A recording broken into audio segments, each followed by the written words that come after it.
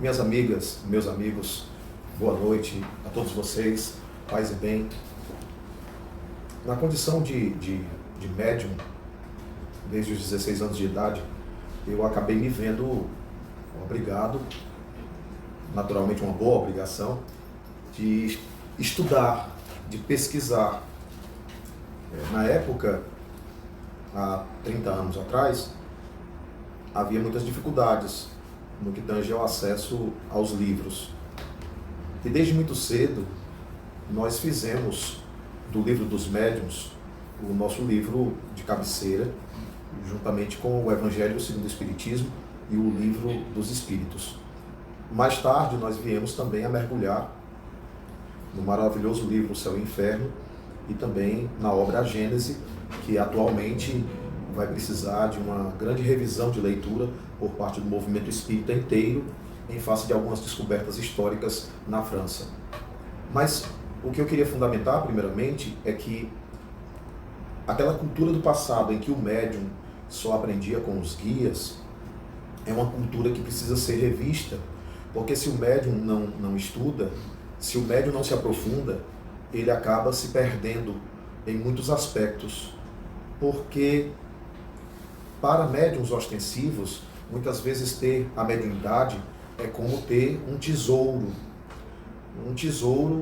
de valor espiritual, um tesouro que oferece subsídios de conhecimento, porque nós aprendemos sim com os espíritos, com os benfeitores, nós aprendemos também com os obsessores, com os espíritos sofredores, nós aprendemos através do laboratório da mediunidade. Mas estudar a mediunidade também fez com que a gente se detivesse num capítulo muito importante do Livro dos Médiuns, que fala sobre os escolhos da mediunidade. E, nesse sentido, Allan Kardec catalogou algumas ocorrências. Uma delas, muitos de nós temos contato, que é o chamado animismo. E adiantaria a todos os médiuns que nos assistem que o animismo nunca nos abandonará. O desafio do médium é, de alguma sorte, tentar ao máximo reduzir o nível desse animismo. Porque existe uma palavra muito importante em matéria de mediunidade, é a palavra predominância. Quanto de espírito predomina no seu transe? Às vezes um transe mediúnico começa ali com um percentual de 80% de espírito em processo de manifestação, a ponto de você ter um gestual semelhante, um palavreado semelhante, mas o transe ele é oscilante, de modo que nem sempre se mantém os 80% de predominância da presença espiritual. Isso pode cair para 60%, isso pode cair para 50%, para 40%, enfim. O desafio do médium é manter o fluxo, ou a estabilidade do fluxo mediúnico, o que se consegue através do exercício. Mas o exercício sozinho não é suficiente sem a interferência de uma mente que esteja ajustada à disciplina da mediunidade, uma mente que esteja aparelhada com o conhecimento do maior tratado de paranormalidade, e sobretudo o maior tratado de mediunidade, que é o Livro dos Médiuns, que foi escrito por Allan Kardec, o cientista do invisível. Esse cientista do século XIX, ele conseguiu observar os aspectos mais variados da manifestação da mediunidade, a ponto dele conseguir perceber quando um espírito começava obsidiando o médium, quando essa obsessão precisava ser vencida pelo médium, até que o médium pudesse se desvencilhar desses obsessores e, a partir de então, caminhar com mais segurança. Quando estudamos a biografia de Allan Kardec, inclusive a que foi publicada pelo jornalista Marcel Souto Maior, nós vamos verificar que Allan Kardec entrou em contato com inúmeros médiuns e ele alertou inúmeros médiuns. Lendo a Revista Espírita, por exemplo, que são 12 volumes, porque foram 12 anos de trabalho, de catalogação, de pesquisa que Kardec fez, mais propriamente, mais exatamente 12 anos e meio. Allan Kardec, ele chegou a rejeitar, em uma só Revista Espírita, ele chegou a rejeitar 3.200 mensagens. Nos capítulos finais do Livro dos Médiuns, nós vamos verificar a existência de mensagens que foram intituladas por Allan Kardec como apócrifas. É tão interessante que eu já fiz um estudo teste com alguns espíritas, até tarimbados, e a gente se reuniu, eles não sabiam qual era o estudo que eu ia propor, e eu simplesmente peguei cópias das mensagens apócrifas para que eles pudessem analisar. Curiosamente, eles acolheram as mensagens como sendo verdadeiras. Quer dizer, só Allan Kardec, na época, teve a acuidade de perceber as improbidades e as falsidades de determinados parágrafos, que depois eu fui colocar para esse grupo seleto, que era bastante experiente em nosso movimento espírita. Isso nos indica que nós precisamos de um cuidado redobrado com toda e qualquer mensagem que venha do mundo espiritual, porque se os espíritos são as almas dos homens, existem aqui na Terra os verdadeiros, como existem também os hipócritas, como existem também os mentirosos. Mas uma coisa é o animismo, que é a influência da mente do médium na mensagem. A outra coisa é a mistificação. A mistificação é quando o espírito quer enganar, quando o espírito quer se fazer passar por determinado nome de renome, por determinado vulto, por determinada personalidade ou intelectualidade da história, para poder ganhar confiança do médium, ou poder ganhar confiança do grupo em torno do médium, ou poder ganhar confiança do próprio centro espírita inteiro. Por isso que a direção de uma casa não pode estar entregue nas mãos de um espírito, deve estar entregue nas mãos de um grupo que discuta, que debata os melhores caminhos de uma casa, para evitar que a mistificação leve todo mundo junto à bancarrota do abismo da falta de discernimento, ou do fanatismo, ou da ignorância, ou do descaminho. Porque não existe só a obsessão individual, ela pode ser eletrizada, ela pode ser viralizada como uma obsessão coletiva de um grupo espírita, sim. A ponto de uma pessoa lúcida no meio desse grupo tentar alertar o grupo e essa pessoa muitas vezes poder vir a ser expulsa. Ou essa pessoa muitas vezes ser rechaçada ou marginalizada. Ou essa pessoa às vezes ser tratada como obsidiada.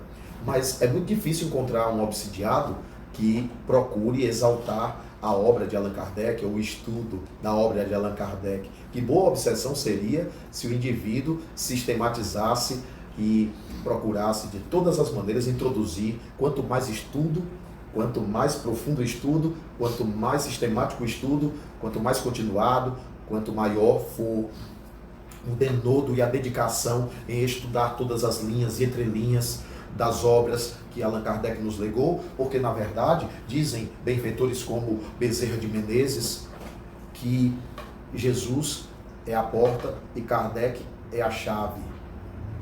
Dizem benfeitores como Joana de Ângeles que sem os apontamentos de Allan Kardec nós estaríamos sem uma bússola norteadora do nosso caminho. Mas se há o animismo e se há a mistificação, Kardec também identificou, no contato que ele teve com os mais variados espíritos e no contato que ele teve com os mais variados médiuns, ele também identificou os médiuns fraudulentos e as fraudes mediúnicas. De modo que Allan Kardec estruturou um livro, o Livro dos Médiuns, e no frontispício, assim que você passa a página, está escrito assim: Guia dos Médiuns e dos Evocadores. É um guia, é um manual. Quem estuda o Livro dos Médiuns acaba sabendo como identificar um fenômeno autêntico de um fenômeno não autêntico. Uma mediunidade de cura só é autêntica mediante a verificação de exame. Sem exame, não se sabe se alguém tem mediunidade de cura. Temos que ter cuidado com algumas ideias que parecem realmente virtuosas e que com certeza deve ser, no fundo, a grande preocupação do médium em não querer um retorno. Mas o médium precisa ter um amor à verdade. Então o médium de cura, ele deve buscar pessoas que possam pesquisá-lo. O médium de cura, ele deve pedir que as pessoas façam os exames, não para se exaltar, mas para verificar se ele é médium de cura mesmo. Porque é muito ruim andar no escuro. Porque a fé espírita não pode ser uma fé cega. A fé cega produz fanatismo. Então, toda e qualquer pessoa que for atendida pelo médium de cura, o médium de cura deve procurar uma ou duas pessoas que façam uma pesquisa, que façam uma verificação, que possam, inclusive, descobrir se a pessoa não ficou melhor só por placebo psicológico. Placebo psicológico é quando eu divulgo para alguém que eu tenho na casa um médium de cura, e a pessoa já sabendo que aquele médium de cura, a pessoa já projeta uma fé e uma confiança, então ela senta na cadeira, e aí ela recebe aquela imposição de mãos, aí ela já sai melhor, porque ela está movida por uma crença. Mas o placebo psicológico não altera a taxa de leucócito. O placebo psicológico não paralisa o tumor cancerígeno. O placebo psicológico não cura o mioma ou faz desaparecer o mioma do útero. De modo que nós precisamos compreender que existe uma estatística dos tipos de mediunidade. E a mediunidade de cura é uma das mais raras. Quando é que começa a existir fraude? Toda fraude, segundo Allan Kardec, pressupõe um ganho. Eu queria lhe dizer que você não pensasse só no ganho financeiro, porque existe o ganho de destaque, existe o ganho de status, existe o ganho de fama, existe o ganho de viagens, existe o ganho de ter um nome grafado em alguma página, existe o ganho de ter a gratidão das pessoas, existe o ganho de ser bem tratado, com tapinhas nas costas, com tratamento VIP. Existem outras formas de ganho. A moeda não é só a financeira, não. E a mediunidade, ela exige um total e pleno desinteresse. Esse desinteresse tem que ser total. Não é uma falsa modéstia dizer assim: ô meu irmão, não me agradeça não, porque o que eu fiz por você? Eu não fiz nada.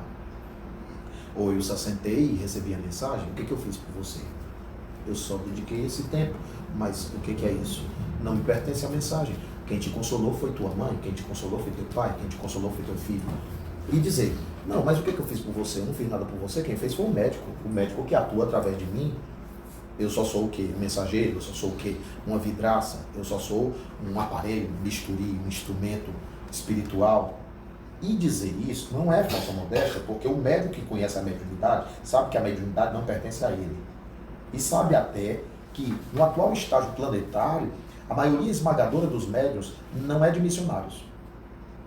Dizer que o médium é um missionário é um equívoco, porque a maioria dos médiuns é tarefeiro de provação, tarefeiro de resgate. A maioria dos médiuns tem a mediunidade para não ter que vir para o mundo mutilado.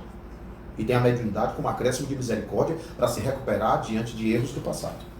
Dizendo isso, eu não estou dizendo para você que a mediunidade é uma coisa pesada. Não, pelo contrário, faz parte da logística inteligente da sabedoria divina, que é capaz de tirar a gente da lama para produzir flor. Eu aprendi com a irmã Rosália a dizer assim uma prece, toda vida que a gente vai fazer algum trabalho. Ô meu Senhor, faz da lama a flor. A lama somos nós, em face dos nossos equívocos de outras encarnações. A flor é a produção do mundo espiritual. O problema é que mediunidade foi se tornando status.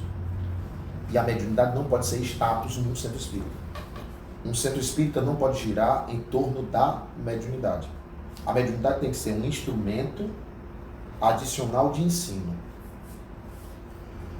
Não, mas é uma carta. Muito bem, mas o que a carta ensina? Por que ela é lida de público? Para todo mundo aprender com o depoimento daquele espírito.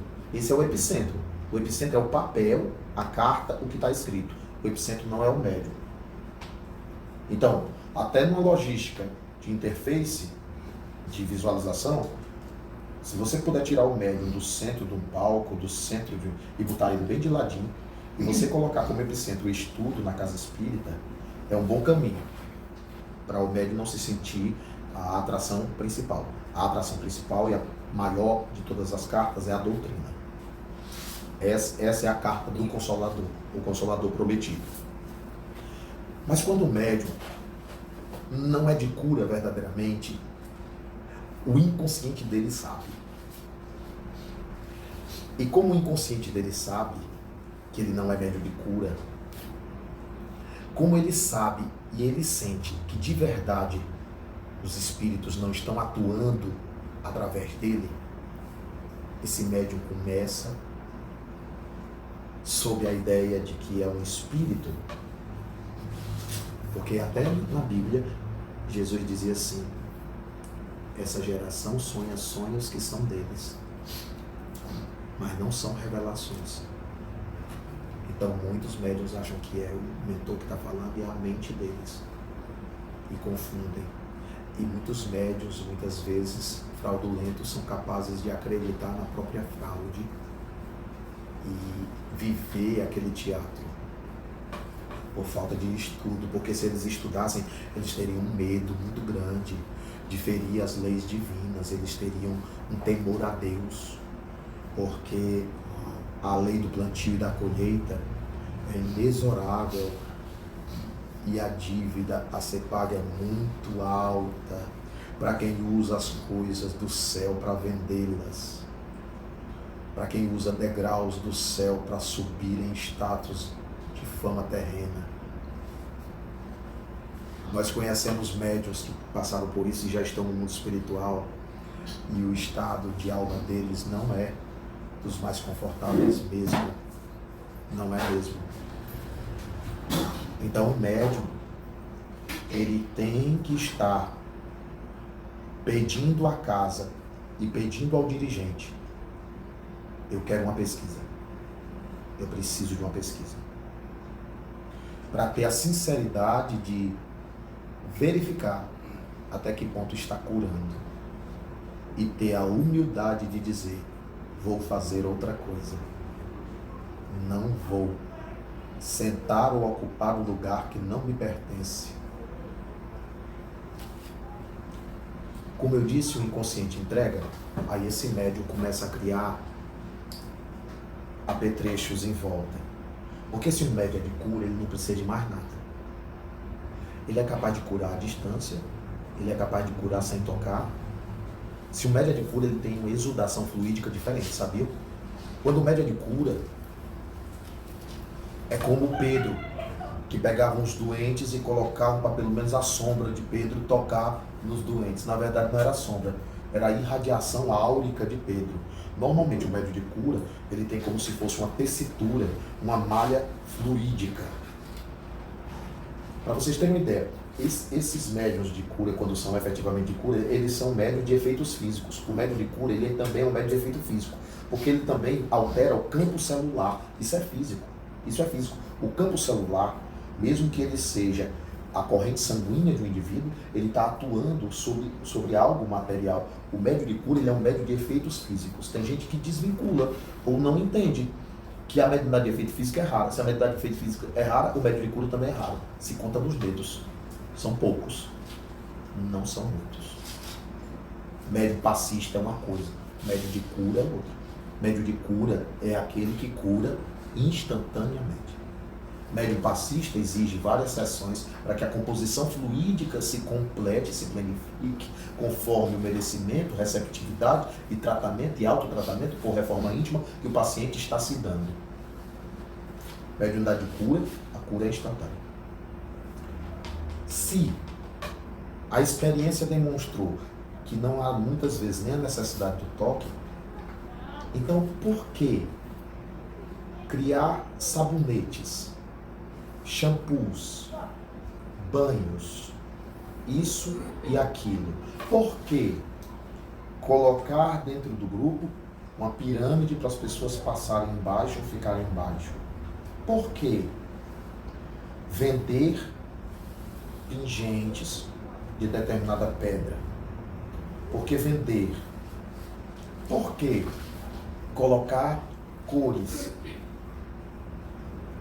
quando sabemos que a cor não existe? Porque a cor é fruto da refração da luz. A cor em si não existe.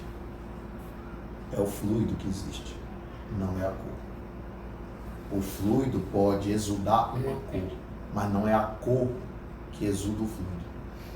A cor é efeito, a cor não é causa. Se a cor não é a causa, não é a cor que cura, é o fluido.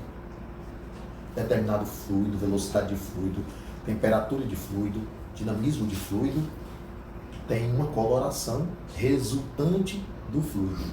Mas a base é o fluido, não é a cor. Algumas cores só têm interferência sobre a pupila do indivíduo. Afetam apenas a percepção do lobo occipital. Mas é uma percepção também de natureza psicológica. Aqui não há percepção psicológica. Aqui não há percepção psicológica em nenhuma outra parte do corpo. Testes, inclusive de marketing, foram feitos desde que o nazismo existe. Testes foram feitos sobre a atuação, sobre a visão, sobre a pupila. Ainda assim, isso altera um pouco a neuroquímica do indivíduo. Mas alterar a neuroquímica do indivíduo não significa promover a cura do indivíduo. Portanto, a cor em si não cura nada. É o fluido que cura. No passado, o próprio Allan Kardec, quando era sacerdote druida, magnetizava os menires e os dolmens. Os doentes eram colocados na pedra magnetizada. Você sabe que Allan Kardec, desde os 15 anos de idade, estudou o magnetismo. Melhor dizendo, Denizar Hipólito Leão Rivaio estudou o magnetismo. Quando ele era sacerdote druida, nessa encarnação passada da região gaulesa, da antiga França, aí sim ele era o sacerdote druida que magnetizava as pedras. Do mesmo jeito que achavam que era a mesa que respondia a pergunta, os espíritos disseram assim: a mesa é um apêndice da mão. Bote a pena na mão do médium, que o espírito escreve diretamente pela mão do médium. Então eu não preciso de pedra para curar de ninguém. Eu não preciso de cor para curar ninguém.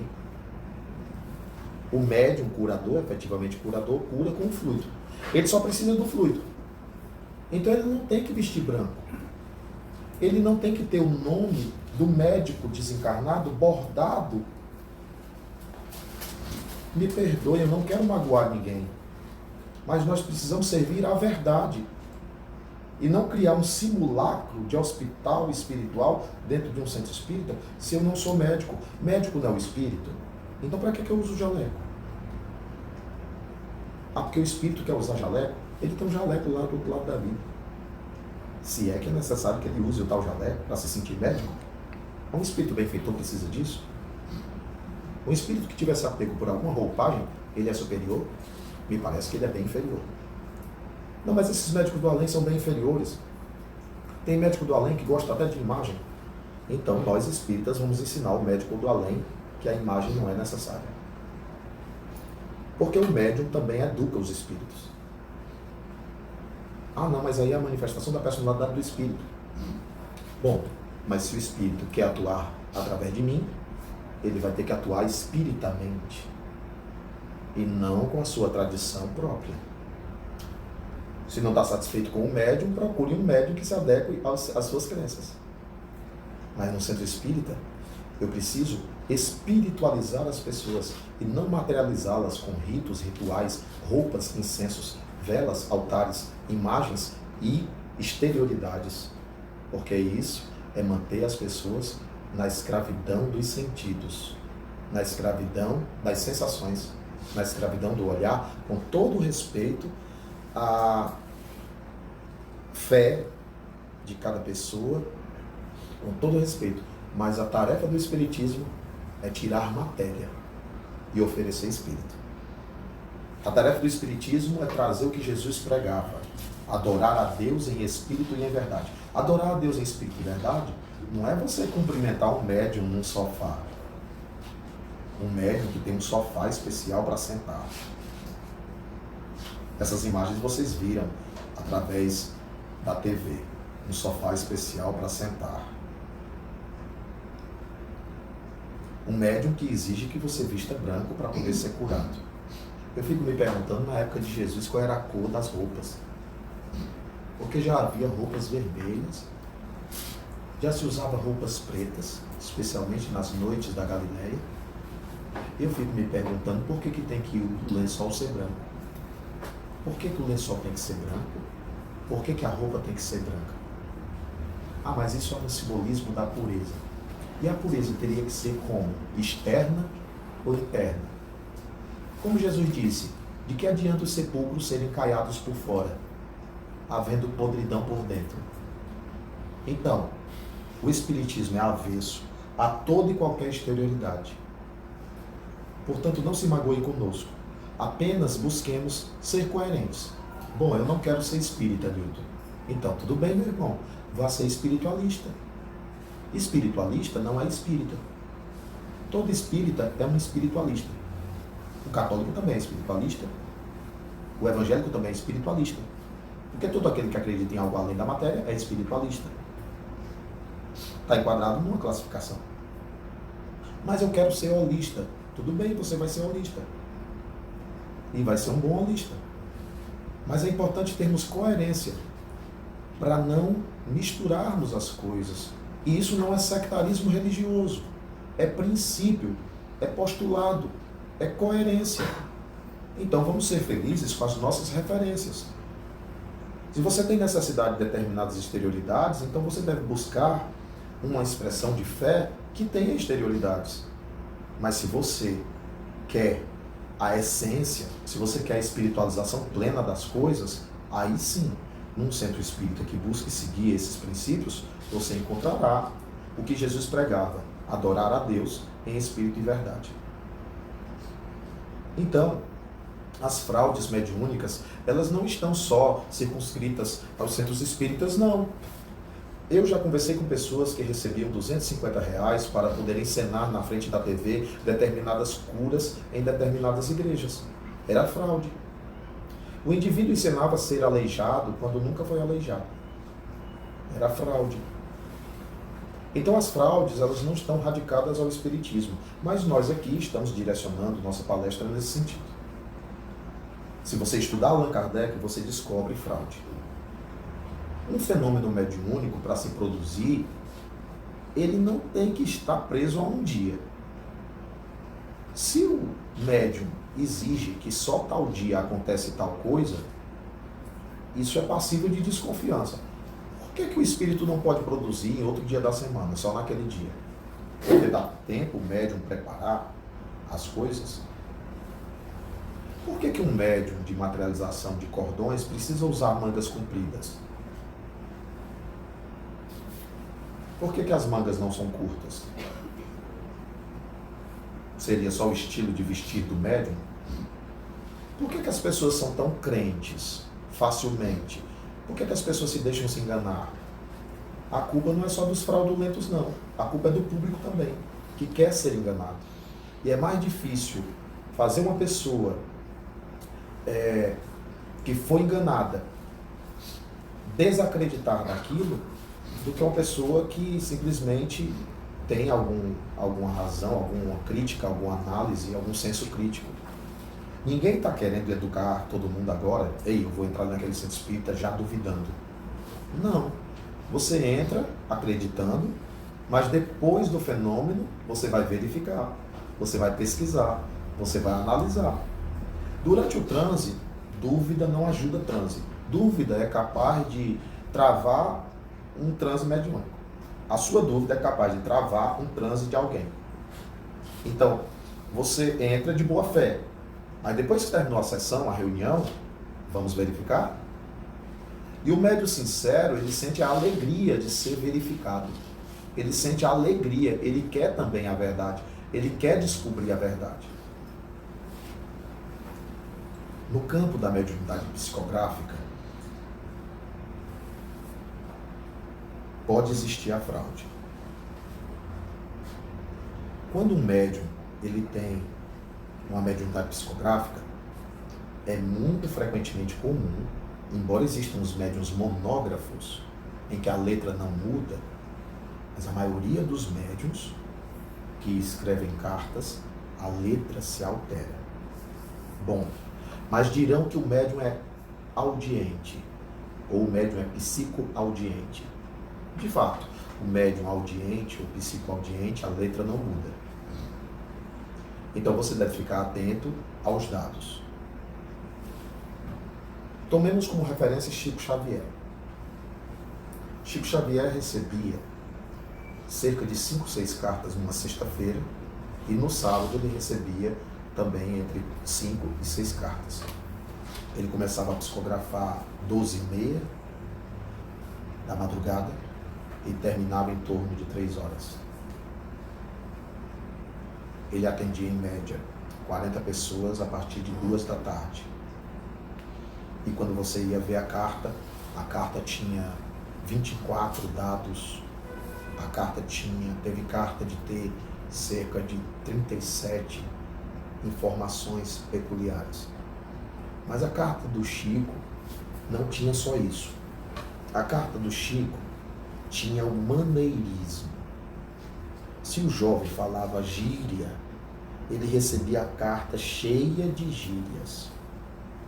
Se o senhor lá era um intelectual, o texto era todo rebuscado.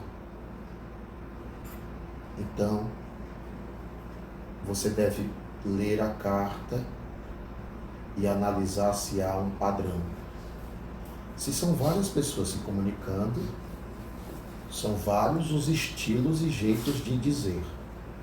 Se um jovem sempre botava o sujeito no final da frase, através do médio ele sempre vai botar o sujeito depois da frase. Se o espírito tinha um cacuete verbal de dizer cara isso, cara aquilo, ele vai usar a palavra cara. Se o espírito falava palavrão, ele poderá chegar a escrever o palavrão peculiar no texto.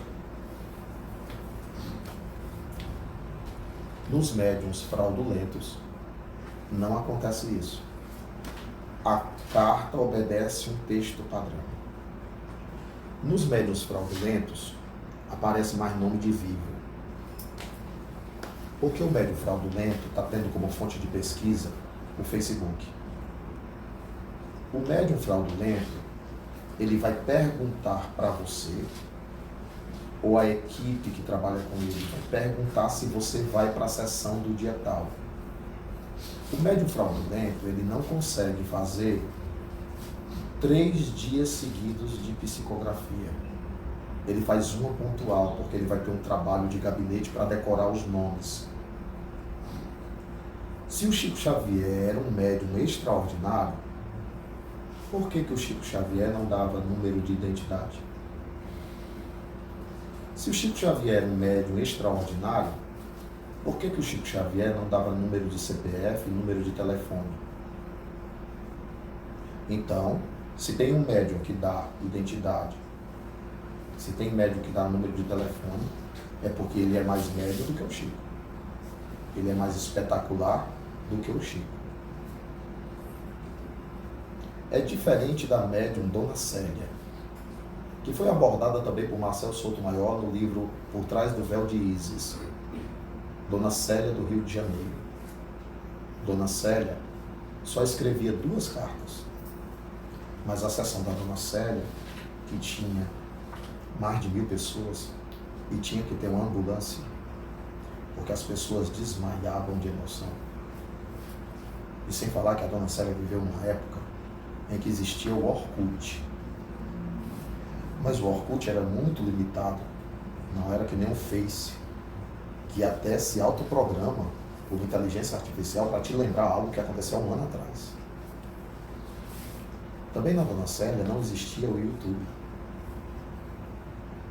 Ela, com os óculos fundos de garrafa, e que tinha uma frase muito importante que todos os médiuns deveriam decorar. Eu decorei.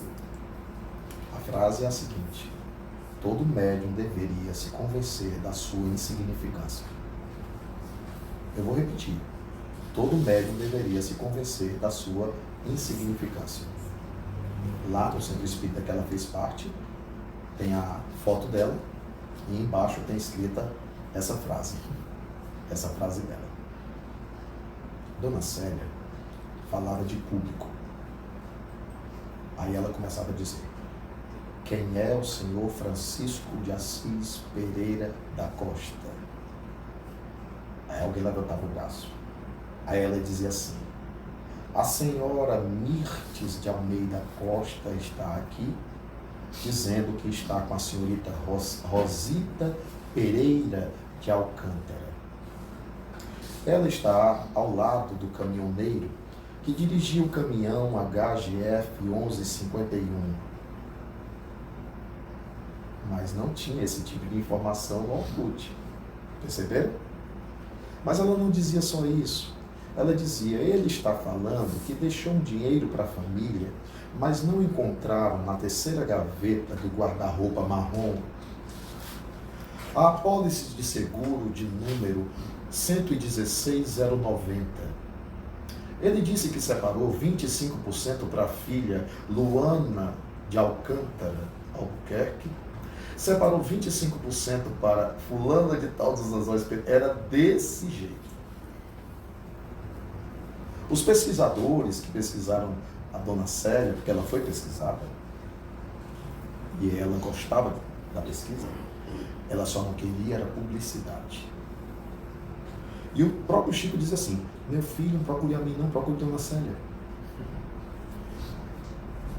Os pesquisadores chegaram a anotar no papel de uma família só, ela ter dito 60 peculiaridades. Nenhuma mente conseguiria gravar tanta coisa se fosse fraudulenta. Só que ela não era fraudulenta. Pessoas que a assistiram passaram a querer ter o mesmo dom.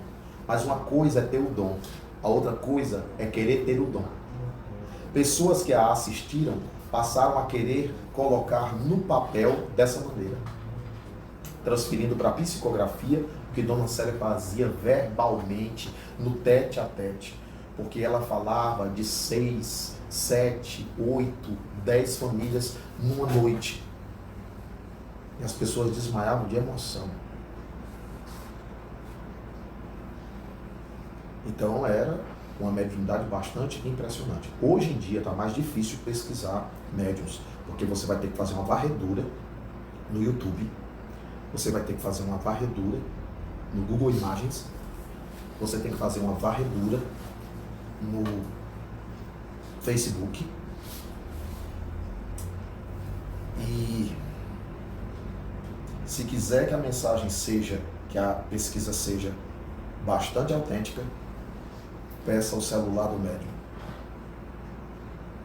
e peça o computador dele e use um programa para rastrear o IP dele, porque assim você vai ver o que ele acessou antes da sessão. Essa seria a pesquisa mais rigorosa para atestar a autenticidade mediúnica, porque agora está na mão. Mas Milton precisa disso tudo. Isso é muito complicado. Você quer a verdade ou você quer ser iludido? Você quer a verdade ou você quer a mentira? Então, médiuns autênticos, a assinatura, em grande maioria, bate. Médiuns autênticos, eles dizem frase que a pessoa disse no leito de morte para o outro. Médiuns autênticos, vou dar um exemplo de uma carta. A carta, o pai de família vinha dizendo assim, vou suprimir os nomes, ô fulano, eu já disse aqui, deste lado da vida, que tu é minha. Mas ao mesmo tempo eu estou querendo gritar aí para a terra, para os gavião daí da terra, os gavião que estão te rondando, que tu é minha. Eu disse aqui que eu sou teu. Então eu tenho dona aqui deste lado, no laço do amor que eu tenho por ti. Mas tu é minha. Era o jeito brincalhão dele de dizer as coisas. Primeiro ponto. Segundo ponto. Não tinha em Facebook, porque não deu tempo ele usar Facebook. Ele desencarnou, ele ficou em cadeira de roda. Ele ficou numa situação muito difícil. Ele não conseguia mais falar, nem se expressar.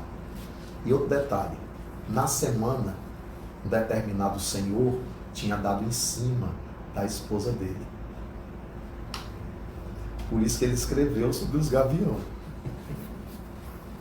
Lá pelas tantas, ele diz assim, Eu estou aqui com o avô fulano e estou aqui com o fulaninho que está garantido que vai receber a fulaninha, que acabou de partir daí para cá. E nós estávamos conversando sobre vou botar um pseudônimo no nome do filho dele. Nós estávamos conversando sobre o Jonas. E nós estávamos aqui nos questionando se o Jonas não vai me dar um outro neto, já que o Jonas está num outro relacionamento. A carta foi recebida às 6h37 da noite, segundo a memória grafou. Às 6h37 da noite, o Jonas estava vindo da praia, dirigindo, com a atual namorada. E o Jonas estava dizendo assim: meu Deus, eu estou com 40 e tantos anos nos coros, será que eu ainda vou ser pai, ter um filho? Pensamento. Não tem Facebook essa informação.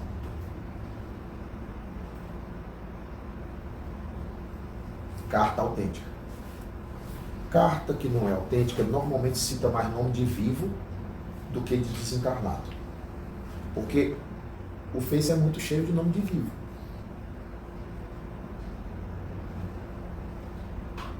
Nota-se a fraude quando um médium de carta autêntica recebeu uma carta para alguém.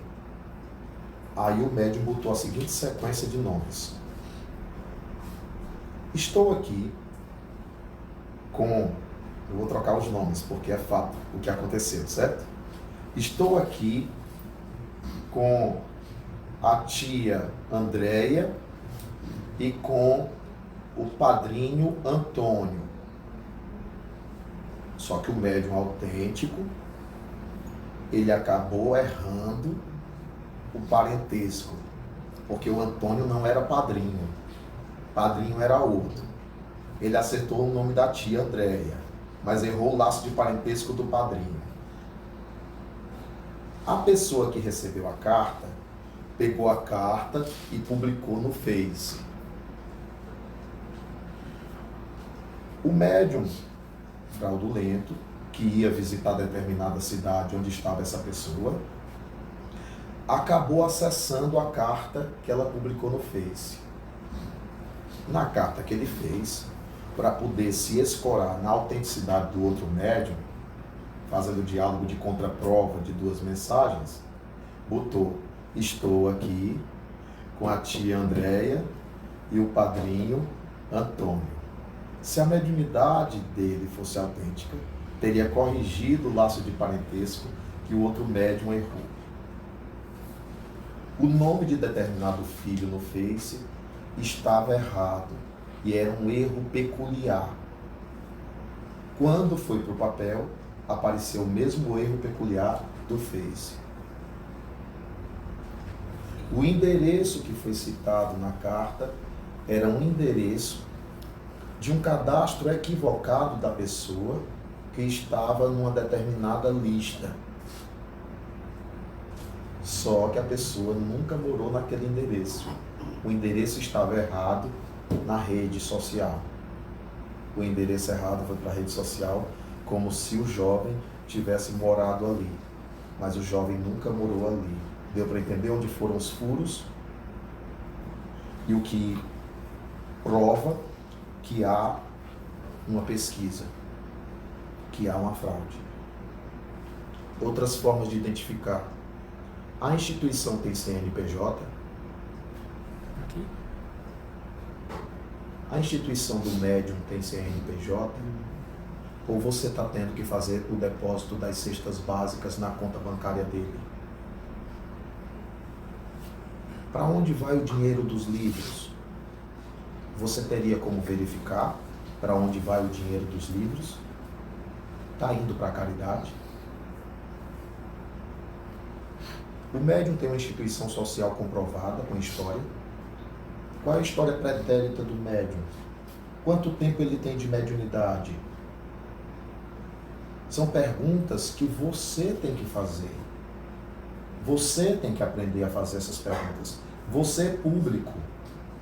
Para evitar cair em engano e em erro. Porque você quer, porque quer uma carta. E depois que você receber, você vai se apegar a ela. E você não vai aceitar nenhum pesquisador questionando sua carta. Porque é como se ele questionasse o teu parente morto.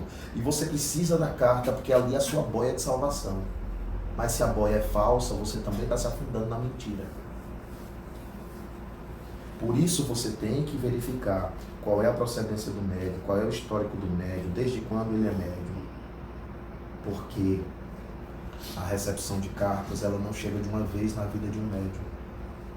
Ele tem um caminho muito longo a percorrer, recebendo mensagem primeiro. Acabei de assistir hoje uma prévia do filme Divaldo. E lá a Joana deixou o Divaldo anos psicografando.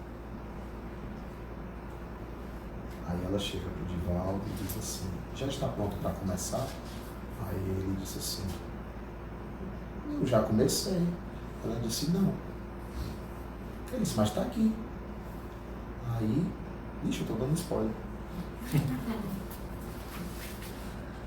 Mas tá no livro O Semeador de Estrelas, pronto.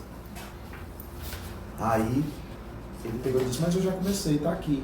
Aí ela disse, pois junte. Ele juntou, ele juntou, ele juntou, ele juntou, ficou uma pilha. Aí ela disse, agora queime. Ele ficou assombrado. Eram anos de psicografia. Disse, agora queime. Porque foi só treinamento. Se um médium da estatura de experiência mediúnica do Divaldo precisou passar por isso, por que outro médium não? Por que ele já vai recebendo carta? Temos que ter cuidado. Temos que ter cuidado. Porque uma coisa é querer ser, a outra coisa é ser. E em sendo, continuar sabendo que é apenas, então somente, insignificante. Porque sem os espíritos, mesmo que você seja médium, você não produz nada. Porque os espíritos é que são autores verdadeiros.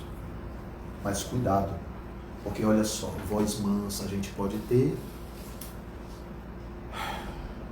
imagem de humildade a gente pode ter, então é muito fácil encenar. Então a gente tem que ter cuidado. Pelos frutos se conhece a árvore, mas os frutos são as atitudes, não são as palavras. E os frutos são os resultados e os efeitos daquilo ali. Porque é muito suspeito um filho, ou uma mãe, ou um pai escrever através de uma pessoa dizendo: minha mãe deu terreno para o médium. É muito suspeito um espírito, através de um médium, dizer assim: eu não já disse para a senhora que aquele terreno é meu?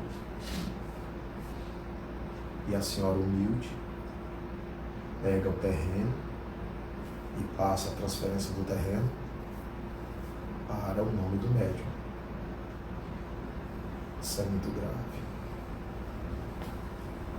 A dor de um familiar que perde um outro familiar pela morte é tão grande e é tão sagrada que me parece ser, por um lado, muita coragem, porque quem faz isso para enganar uma mãe ou um familiar, com certeza parece que tem uma coragem muito grande, porque depois, no futuro, ou ainda nesta vida, a cobrança vai ser muito alta. Mas ao mesmo tempo é uma covardia. Porque não se consola ninguém com a mentira.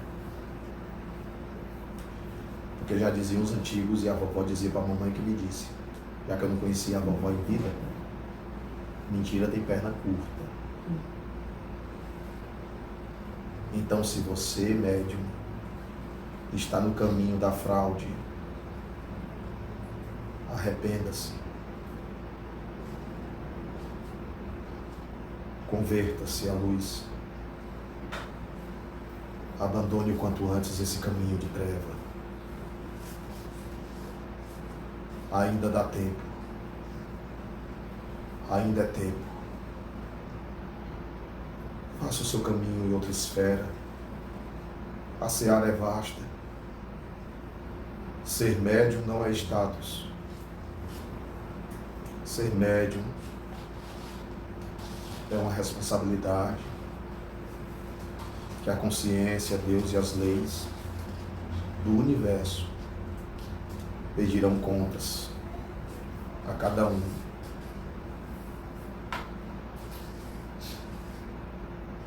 O médium, como intérprete, pode se enganar,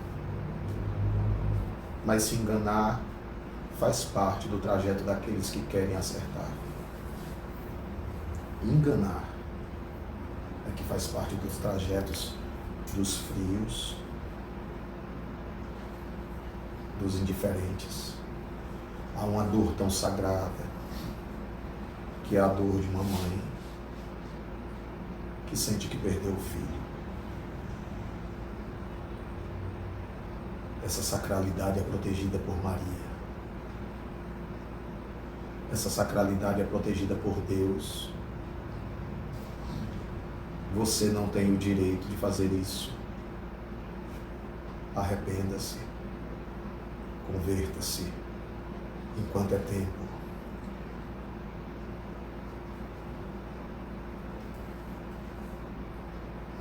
Felizes os que têm a consciência tranquila. Felizes aqueles que sabem que a mediunidade não tem preço. Felizes aqueles que sabem que a mediunidade não é uma mercadoria e que ela não pode estar à venda,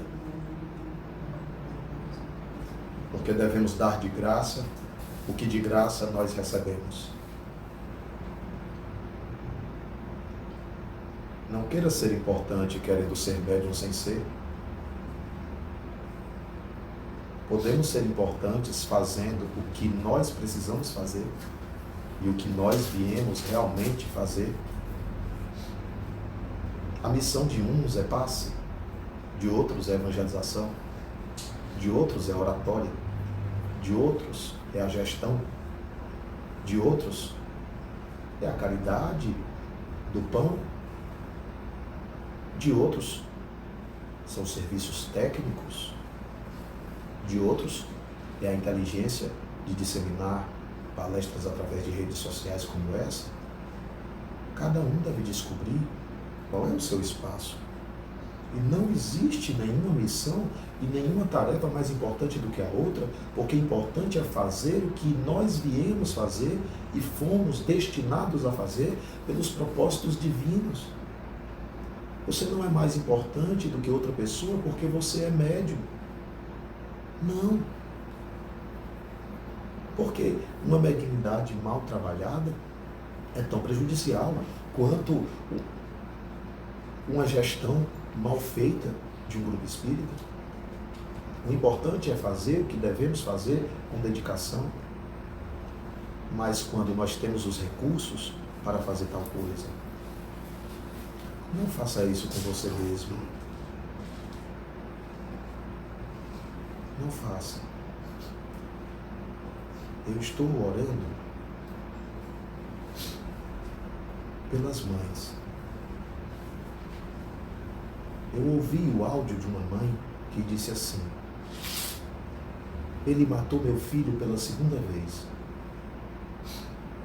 Porque quando eu recebi a carta, eu vivi a esperança de que meu filho estava vivo. E quando eu descobri que era fraude, meu filho voltou a estar morto. Eu ouvi essa frase no áudio desta mãe. E eu chorei convulsivamente. Porque os médiuns sinceros sentem um frio na barriga. Porque querem acertar e querem transformar papel em lenço. Os médiuns sinceros querem ser instrumentos, sim, de conforto, de consolo.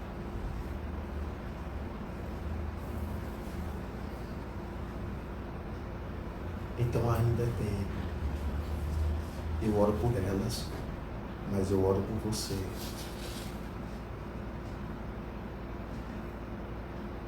Porque talvez no meio disso tudo você seja o mais necessitado de oração.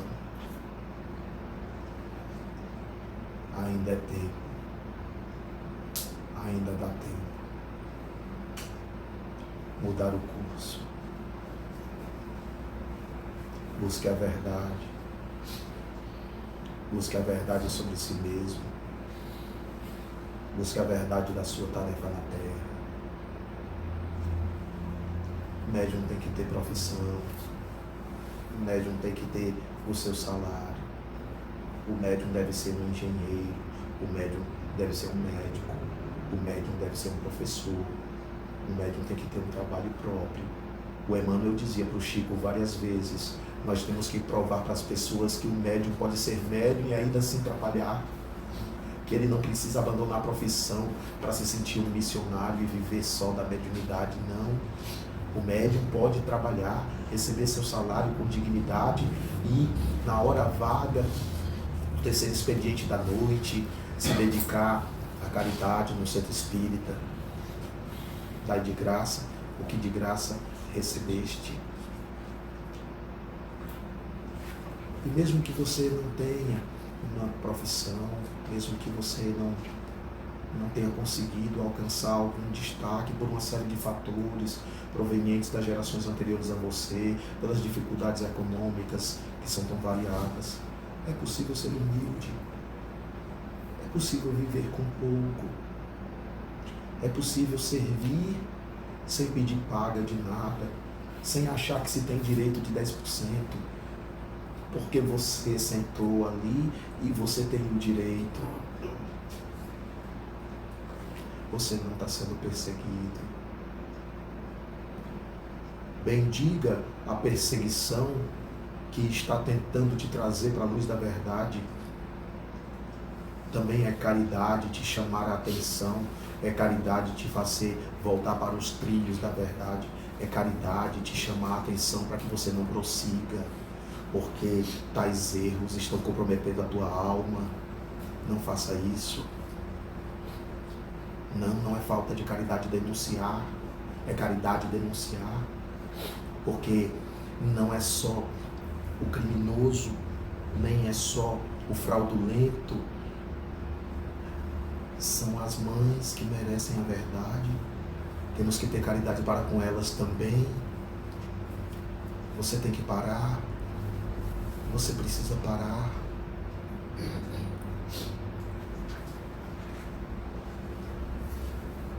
Você precisa pensar na dor delas, na verdadeira dor delas.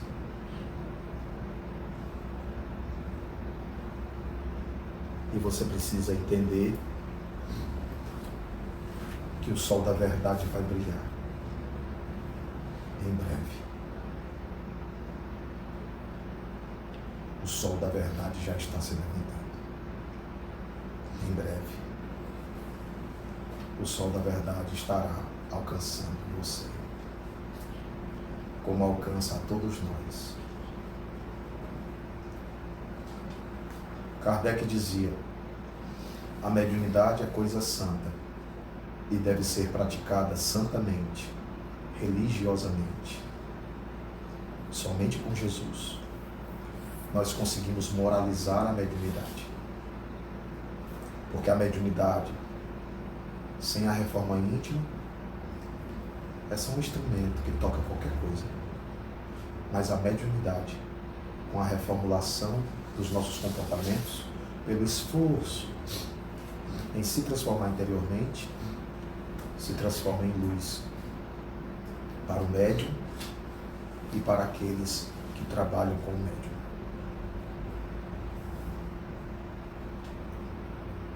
A mediunidade não é coisa neutra,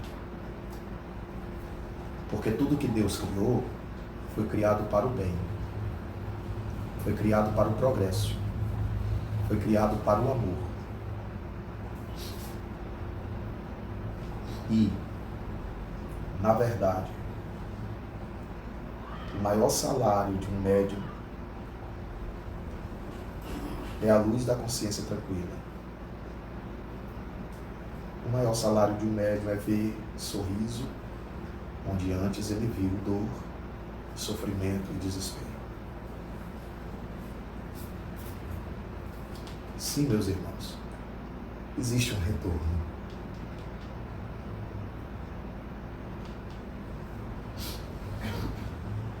É o retorno de ver uma mãe que chegou destroçada no centro espírita.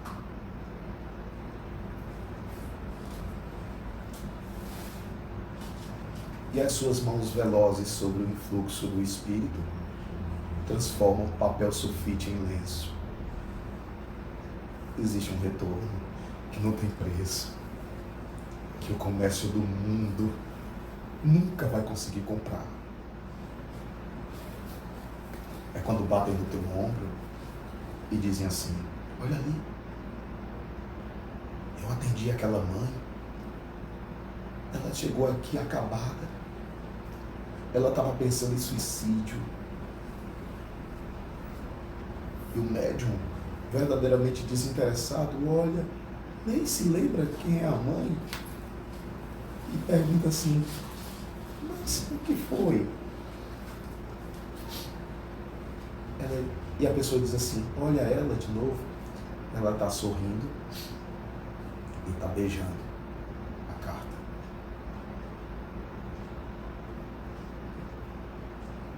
Que preço a gente deveria colocar nisso, não é? Não tem preço. Não tem preço.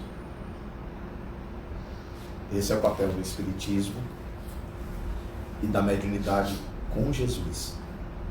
Porque se sua mediunidade tiver Jesus, ela é uma mediunidade que busca a verdade. E se sua mediunidade tiver Jesus, você nunca se permitirá fraudar em nome do que quer que seja. Nem em nome do que as pessoas chamam de mentira santa. Você procurará entender que só consola o que é verdadeiro.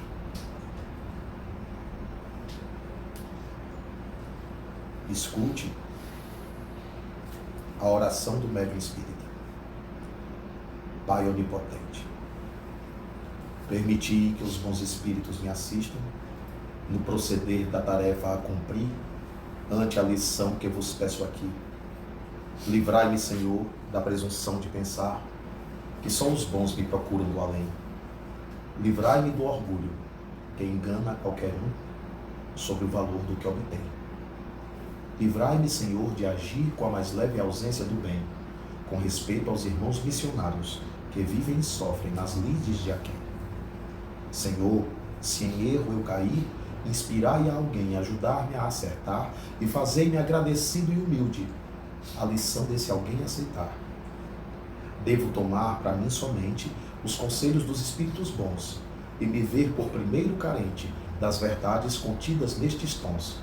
Se estou tentado a abusar ou a envaidecer-me dos dons que vos aprouve conceder-me, retirai-os de mim, sem eu manchá-los, ou desviá-los do seu fim providencial, que é vos servir, meu Senhor, no bem de todos e em meu próprio avanço moral.